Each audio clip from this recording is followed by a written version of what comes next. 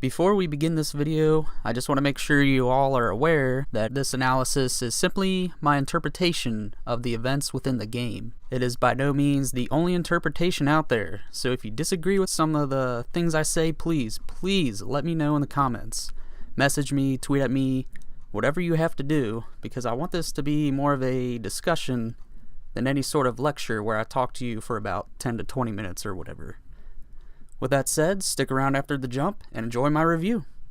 Get it? Got it. Good.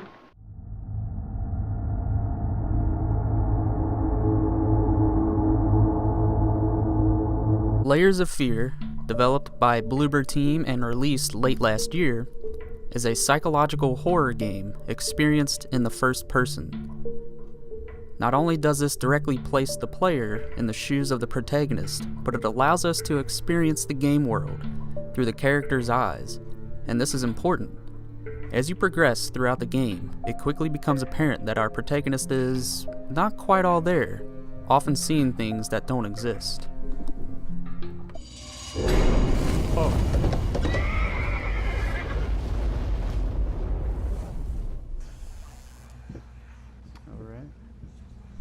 Scenes like this occur throughout the game, and we, the player, quickly come to understand that our protagonist is an unreliable narrator, a term used in the literary world. This basically means that the speaker, in this case the painter, cannot be relied upon in their description or experience of events. There are several archetypes that make up this narrator, but the one that best describes our little protagonist is the madman, and I think you'll understand why.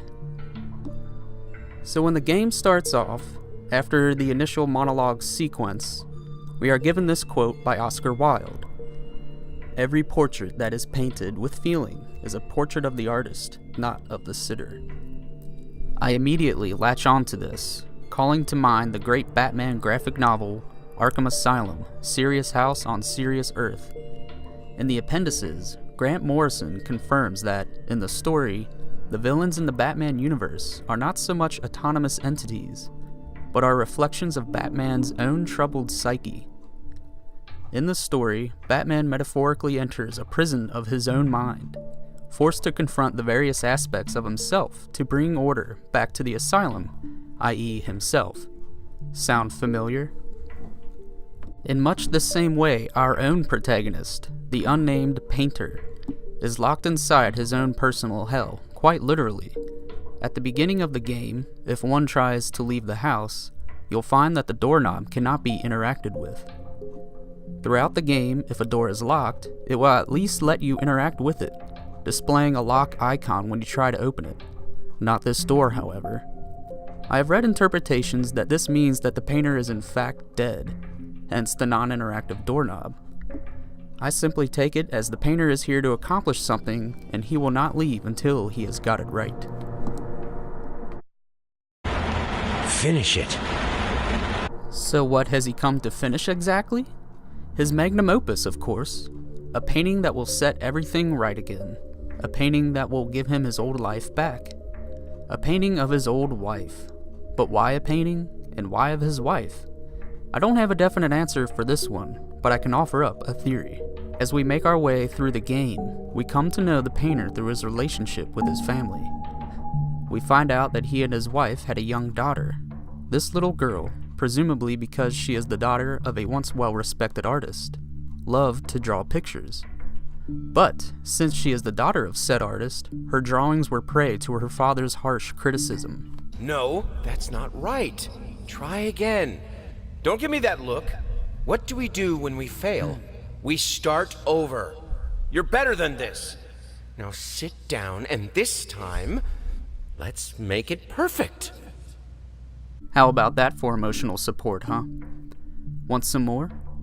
On top of criticizing a little girl's harmless drawings, the painter is also a neglectful father, using his work as an excuse that he missed his daughter's birthday. So how does the daughter respond? Look at the pictures she draws later in the game. Notice that eerie shadow man there? I believe that is the painter, represented as a shadow figure simply because he is never there. He is missing, and is quickly becoming an unknown entity in his daughter's life. Another interpretation of the shadow figure is of course the concept of the shadow as explained by the psychoanalyst Carl Jung. Jung's theories paint a lot of my interpretation of this story, and I will go into a few more of them later, but for now I'll focus on the shadow. The shadow is basically the dark side residing within us all. It is an aspect of ourselves that we try so hard to keep hidden, little knowing that in doing so, we are only making our problems worse. Only in reckoning with our shadow can we bring our problems to light and therefore overcome them. My first inclination was to say that the painter has locked himself inside this house in order to attack his problems head on, but we all know he is only here to get a certain painting right, so spiritual unification probably isn't this guy's first priority. Fuck it. What he is really doing is suppressing certain aspects of not only himself but what he feels is wrong with his outer life. Or, in Jungian terms, the ego is trying to suppress the shadow. The shadow of the painter is not only typified by the daughter's drawings, but by the image of the wife herself. Remember, this is a first-person game, so we are not getting an objective view of the world, but rather we are seeing it through the painter's eyes. The only true monster in the game is the wife, as she is the only thing that can kill the player, besides falling to your death, of course.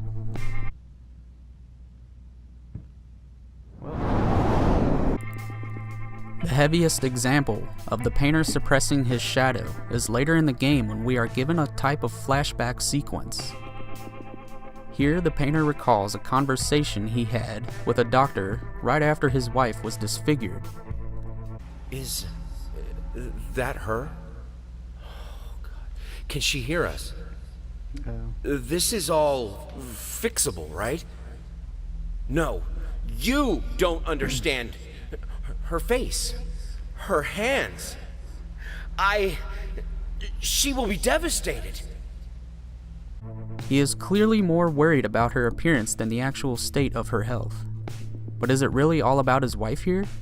I don't think so.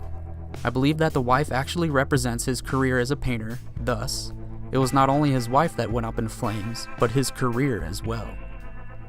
It's hopeless. I might as well try to paint with both of my arms broken. Fuck it.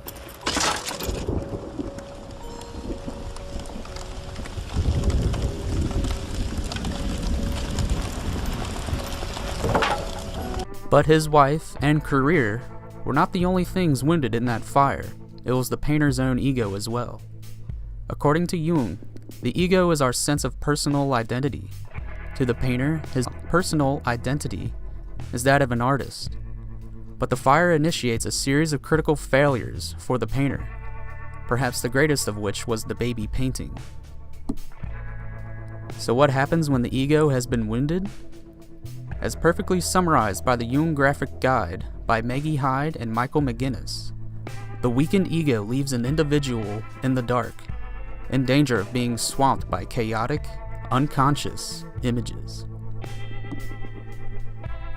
To remedy this situation, the painter seeks to transform the physical manifestation of his career as an artist, his wife, by painting her as she once was, i.e., bring his career back to before the fire. My playthrough ended with the painter not quite getting the image of his wife right, adding in the sag to the left side of her face. After the portrait taunts him for a bit, he takes the canvas and tosses it into a room full of rejected canvases, all of his wife, all bearing some sort of blemish to the face. As we look around the house, we can tell the painter has been locked inside this mansion for some time, and the disorganized, often near ruinous, state of the mansion bears witness to how lost the painter truly is. And what of the wife and daughter? A letter from the painter's lawyer hints at a possible custody battle with the state over his daughter. I personally believe that this will be another battle the painter will lose, as his mental state alone, not to mention the state of the house he occupies, is enough to seal his fate as guardian of his child. And the wife? I believe that she is dead. Recall the scene in the bathroom where the player finds the butcher knife in a tub of blood. What is taking so long? Open this fucking door! I need to go! Open up! hell is... Oh, God. No. No, no, no, no, no, no, no. What have you done? No! I think the wife killed herself here, overcome with feelings of neglect from her husband. In her final moments, she writes a suicide letter to her husband. I know how you must feel. Lost. Alone. Hopeless. You probably deserve it. But even for you, there is still a way. A way to bring it all back. The one precious thing you ever truly desired. Finish it. Recall that line from the beginning of the game, finish it. It was written by the wife. Don't believe me? Check out the handwriting of the letter that the line is pulled from. Is it not similar to this letter, which we know was written by the wife? So before she dies, she writes this brief note, understanding the painter's feelings of hopelessness. She knows that his career, his identity as a painter, is the one precious thing he ever truly desired. So she tells him to finish the painting. With his wife dead, does this signify that the painter will reattain the success he had before the fire? I think not. In one of the other endings to the game, the painter realizes that he cannot bring his wife nor his child back, subconsciously realizing that his career is over as well. So he takes the canvas into the room of rejected portraits and lights the place on fire, killing himself in the process.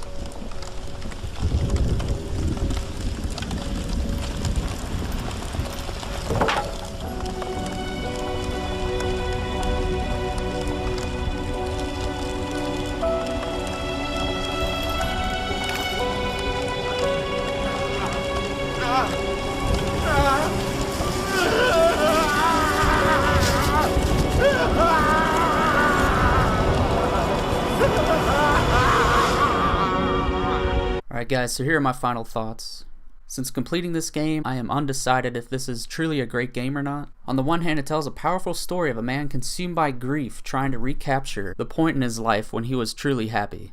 On the other hand, the strong narrative is marred by predictable scares and clunky gameplay. Hobbling around on one good leg, opening 1,000 empty drawers, going down repeated hallways disappointingly reminiscent of the PT Silent Hills demo, and I am left feeling somewhat neutral on this one. Could have been a great game if the actual gameplay had been better. At no point was I truly on the edge of my seat, as regardless of whatever happened on screen, I knew I would be alright since you essentially can't die. The few times when you do succumb to the wife when she breaks your neck, you simply wake up to further progress through the game. The whole while I was playing, I simply felt like I was making my way through a haunted house, occasionally jumping at whatever came out at me, but overall feeling pretty safe.